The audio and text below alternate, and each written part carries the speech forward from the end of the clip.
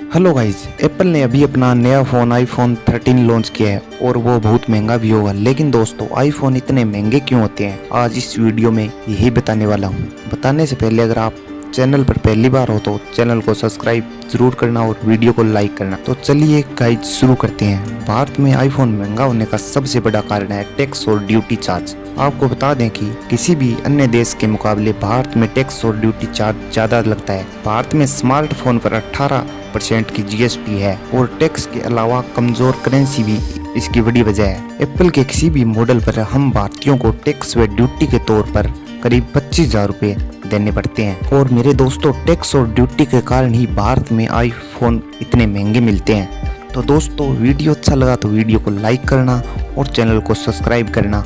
हम मिलते हैं आपसे अगले वीडियो में।